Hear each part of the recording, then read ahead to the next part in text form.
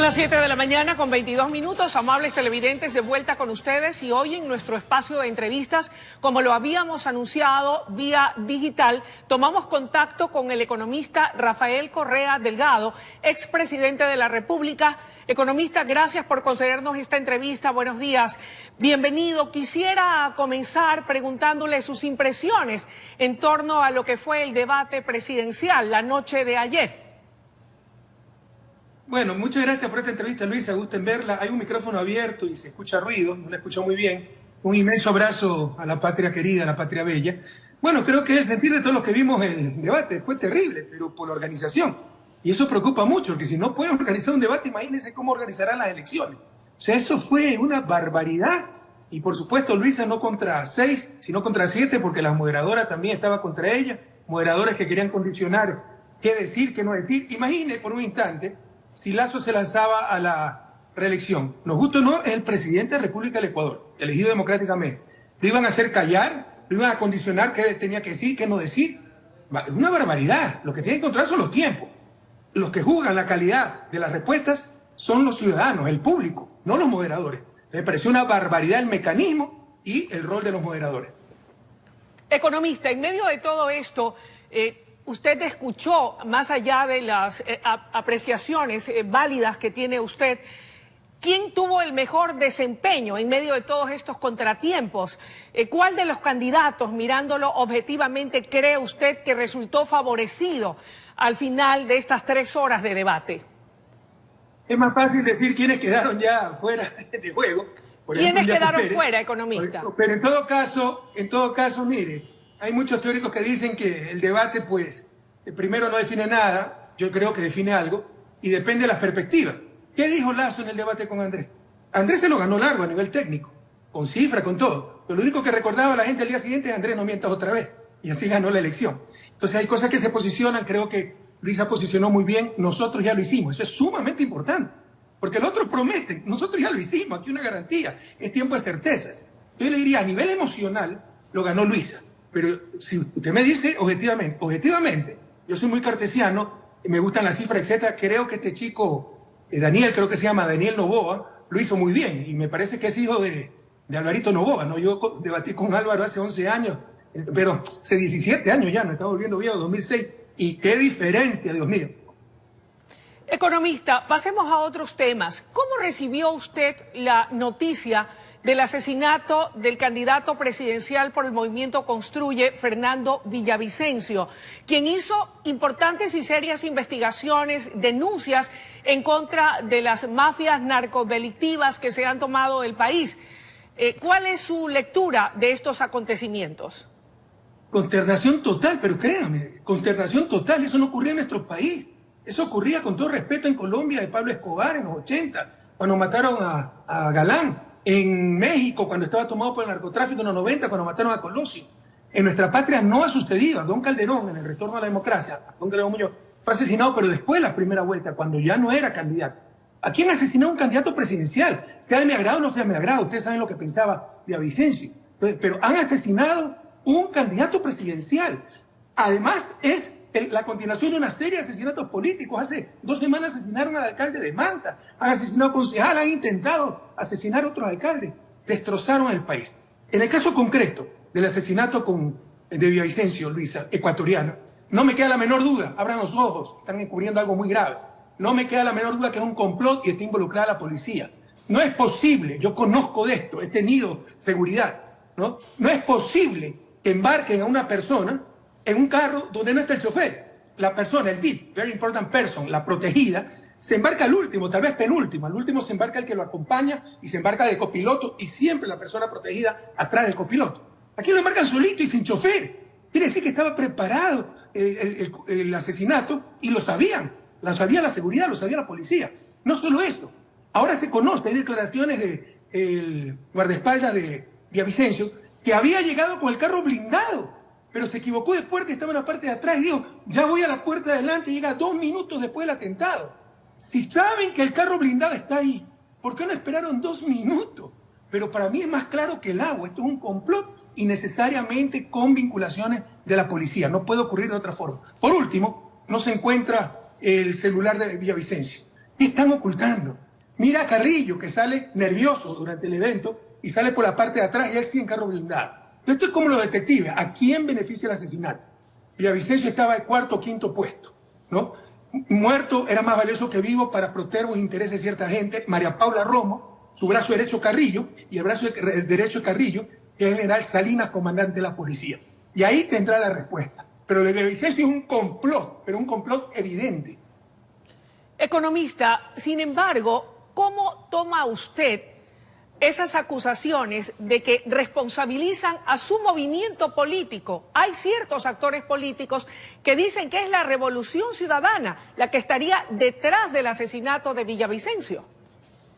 Debemos estar curados de espanto, puede ser la canallada, la maldad humana. O sea, sus odios son suficiente prueba. Ya basta de eso debería ser rechazado en primer lugar por el periodismo. ¿Qué prueba han presentado, Luisa? Que era nuestro adversario, nuestro enemigo político. ¿Qué otra prueba? ¿Cuántos enemigos políticos tenemos? Por el contrario, ¿cuánto nos dijo, y todo lo que nos dio durante 10 años de gobierno, un gobierno con mucho apoyo popular, con mucho poder, y jamás le pasó nada? Y le pasa en el gobierno de Lasso, el gobierno de la libertad. Las cosas están muy claras, Luis, es un complot para perjudicarnos, para lograr una segunda vuelta, entre otras cosas, fíjese, que inmediatamente después del asesinato, ya tenían videos editados, que yo había dicho mi venganza personal será contundente, sacando de contexto mis palabras, para acusarnos a nosotros. Esto es un complot. Vean a quién beneficia. Es obvio que no nos beneficia a nosotros. Nos perjudica.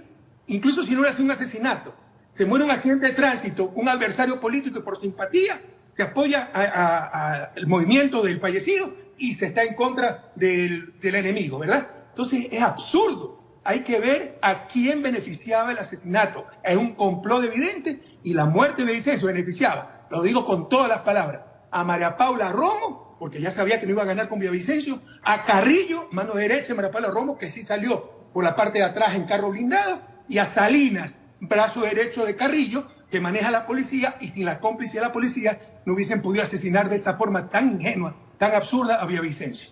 Economista, sin embargo, el presidente Lasso, al referirse a este asesinato, ha dicho que se trató de un crimen político que buscaba atentar contra la democracia. ¿Hasta qué punto encaja esa percepción o esa lectura o definición del presidente Lasso en lo que usted ha llamado Estado fallido?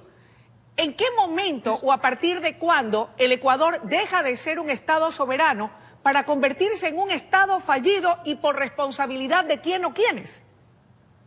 Mire, hay un micrófono abierto, alguien está hablando. Si alguien está también participando de esto, cierre el micrófono, por favor, porque escuché, ¿ya? Pero mire, yo coincido en eso con Lasso. Esto es un complot político, lo estoy diciendo. Es un complot, esto no puede ser obra solamente de la mafia, el narcotráfico. No se cumplió ningún protocolo de seguridad. No había chofer, eso es elemental. El carro blindado llegó 2 minutos después. Se ha perdido el celular de Villavicencio. El Carrillo sale por la puerta de atrás y en carro blindado. Es obvio que es un complot político para tratar de perjudicarnos. Sabían que íbamos a ganar una sola vuelta, solamente con un evento así de esta naturaleza podían impedirlo, ¿no? Y mataron a un hombre para tratar por objetivos políticos. ¿Quiénes son los beneficiarios de esto?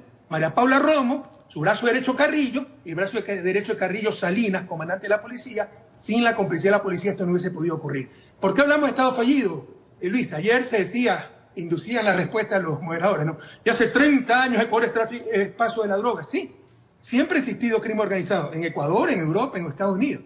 ¿Cuál es la gran diferencia? Que nunca ha pasado. Está infiltrado al Estado. Evidentemente el narcotráfico ha infiltrado el gobierno, la policía y las Fuerzas Armadas. Y eso ya nos define como un Estado fallido. Economista, ¿podrá en esta oportunidad brillar la justicia? Porque lamentablemente, y lo hemos visto, existe mucha impunidad. Hay muchos casos que terminan prescribiendo y la gente tiene la sensación de que la justicia no brilla para todos. No brilla para nadie. Persiguen inocentes, ya se le derrumbó el caso de Brecht. Con esto destituyeron al vicepresidente, lo metieron 5 años, 4 meses preso, a un hombre honesto, Jorge Glass. Ya está anulado el caso de Brecht en Brasil. En función de esas pruebas de Brasil, se fundamentó la acusación a Jorge. Imaginen por un instante si Jorge hubiese continuado en la vicepresidencia. La historia del país sería diferente. Entonces no ha brillado para nadie la justicia. La utilizan como instrumento de persecución. Debemos recuperar ese país donde sí brillaba la justicia. Y nuestro compromiso es hacer una comisión internacional para que se aclare el asesinato de Fernando Villavicencio. Porque es obvio, además de que somos devotos de la justicia, devotos de la transparencia, devotos de la verdad, a los que más nos conviene que se aclare es a nosotros. Agotaremos todos los recursos con ayuda internacional para que se investigue. Yo creo que es tan torpe la trama y el complot tan evidente que no va a ser muy difícil descubrir a los culpables.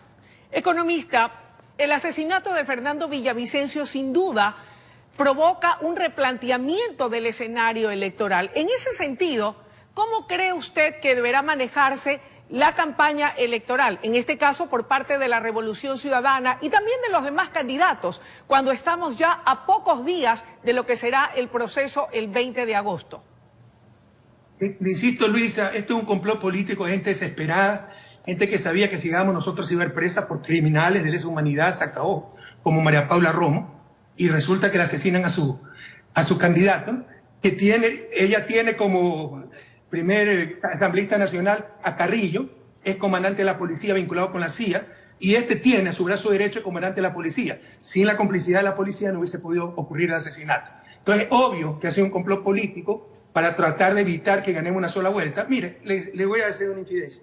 Un adversario incluso, pero encuestador muy bueno, ¿no? Estaba tan seguro que ganábamos una sola vuelta que se le preguntó, bueno, ¿cuál es la única forma de evitar que la Revolución Ciudadana gane una sola vuelta?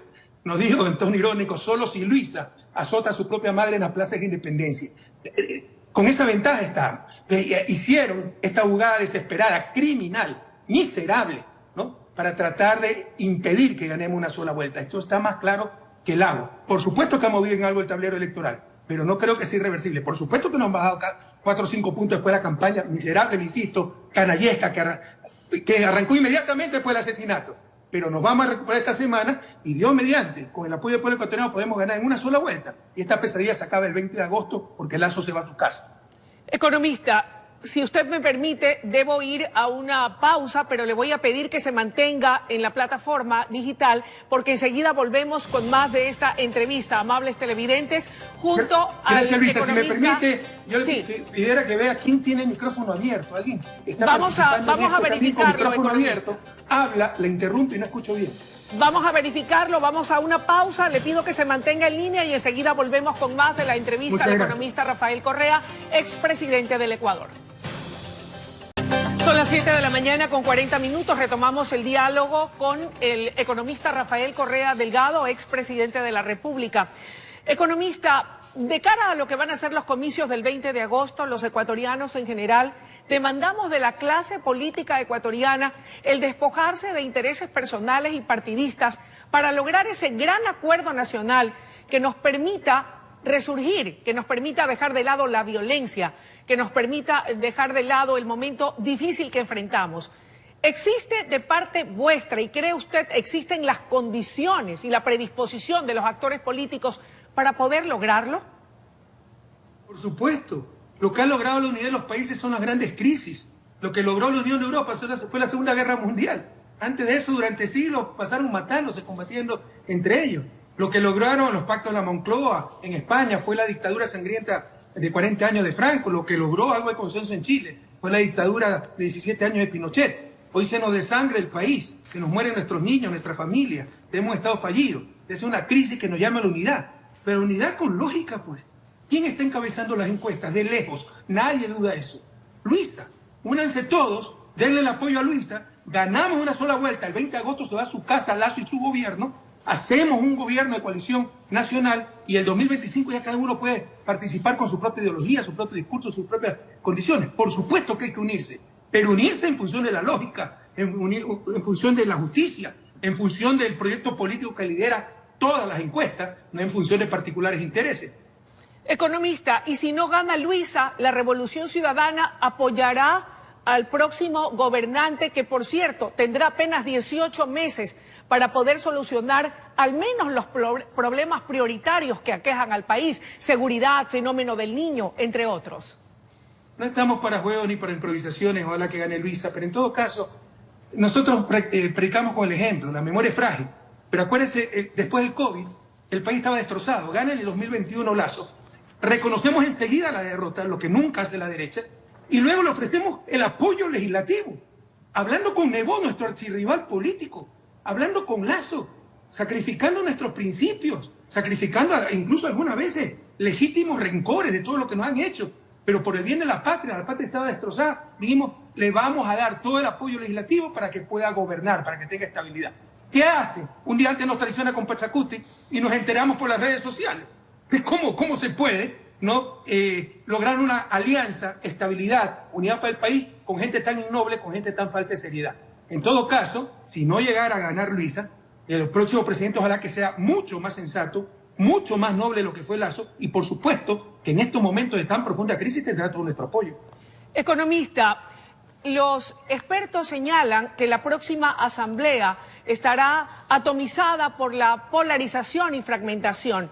¿Cómo lograr conciliar y hallar consensos para apuntar hacia esa gobernabilidad que permita al próximo gobernante llevar adelante su plan de gobierno?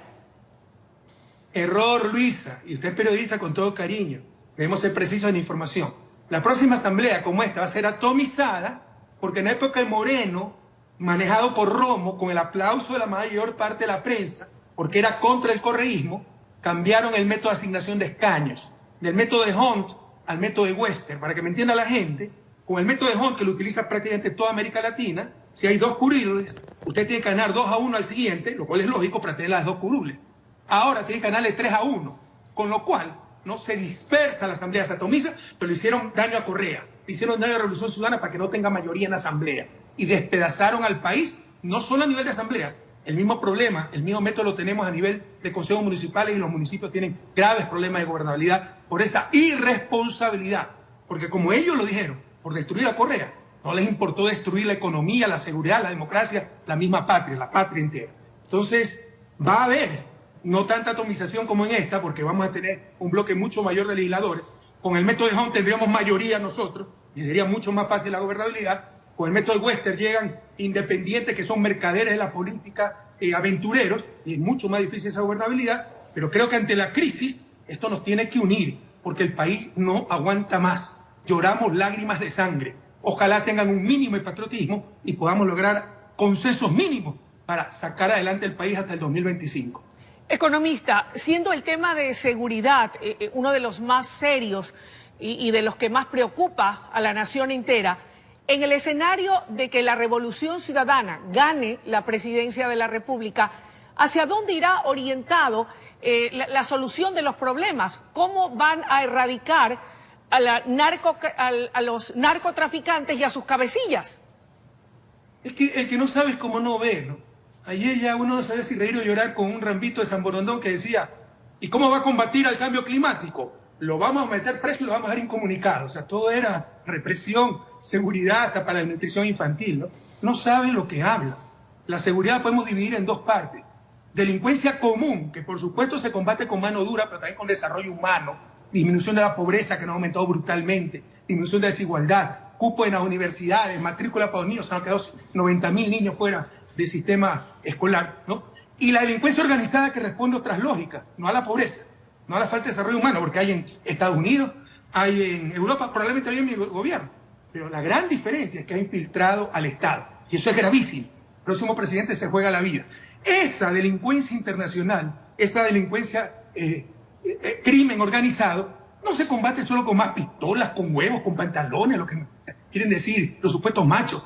Se combate con sistemas de inteligencia que los desmantelaron por odio a Correa. Y lo poco que hay, lo utilizan para perseguirnos, ¿no? Se combate con tecnología, intervención de teléfonos, ruta del dinero, polígrafos, pruebas de confianza. Y se combate con coordinación internacional. Ecuador no es productor de droga, la droga está viniendo de Colombia, se ha desplazado de la costa a la selva, sale por el Putumayo, pero para eso necesitamos coordinar con Colombia. Y por ejemplo, eliminaron también las Combifrón. Pregúntele a estos candidatos qué son las Combifrón, ni lo saben. Las Combifrón eran las combinaciones. Entonces, el crimen organizado no solo son más pistolas, es mano dura, pero con sistemas de inteligencia, alta tecnología y coordinación internacional. Economista, además de ese punto en particular, se ha señalado también la importancia de la reactivación y el crecimiento de la economía. Ustedes han dicho que mantendrán la dolarización. ¿Cómo la van a fortalecer? Y si pudiera usted explicarnos ¿Cuál es el significado del término ecuadólares? ¿Cuál es la realidad en torno a este tema? Es tan fácil como esto, Luisa. Aquí no hay misterio. Primero, llevan 17 años con este cuento. Ellos trabajan en función del miedo. Lo que han creado con el asesinato de Villavicencio es el miedo, porque ahí pescan a río revuelto.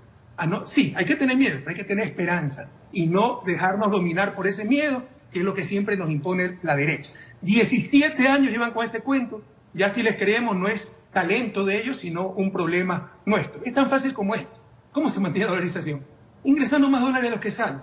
Pero tenemos una fuga de capitales brutal. Duplicaron la deuda sin poner un poste alumbrado público. El país se quedó endeudado y la plata afuera por la fuga de capitales en sus paraísos fiscales. Lo mismo que le pasó a Argentina, porque no pusieron ningún control, porque permitieron importaciones de lo más ridículas, etc. Entonces, eso es lo que acaba con la dolarización. Bajaron el impuesto a la salida de divisa para evitar la fuga de capitales y beneficiar su bolsillo. Ellos son los que van a reventar la dolarización por su codicia. Nosotros lo que hicimos durante 10 años es fortalecerla. ¿Qué significa la dolarización? Pero potenciar pues la dolarización. Hacerla lo más eficiente posible. Como lo hizo el Bukele, el ídolo de muchos en Ecuador. Bukele puso como moneda de curso legal el Bitcoin. Eso no debilita la dolarización de El Salvador. El Salvador es un país dolarizado. Fortalece, porque con menos dólares se tiene más circulante en la economía y se reactiva la economía. Pero ahí nadie dijo que estaba atentando contra la dolarización. Andrés habla de instrumentos electrónicos, medios electrónicos, la ecuadolarización. Quiere acabar con la dolarización, quiere salir, ya basta. No le haga ese daño a su patria. Significa ser más eficiente la dolarización. Con la misma cantidad de dólares puede hacer mucho más. Es como con la misma cantidad de sangre, haciéndola girar más rápido, darle más vida a un cuerpo. Así es. Economista. Utilizar instrumentos electrónicos es lo que técnicamente se llama aumenta la velocidad de circulación del dinero. En este caso, aumenta la velocidad de circulación de los dólares y con menos dólares se puede hacer mucho más y se reactiva la economía. Pero ¿cómo se puede tener una discusión seria en el país con tanto irresponsable que no le importa quebrar a su propia patria con tal de hacer quedar mal a Correa, a Arauz, a Economista. González, etc.? Tenemos, en honor al tiempo, una sola pregunta para una respuesta muy breve y puntual. De ganar su movimiento político, ¿gobernará Luisa González o lo hará Rafael Correa Delgado? ¿Será usted el poder tras el poder?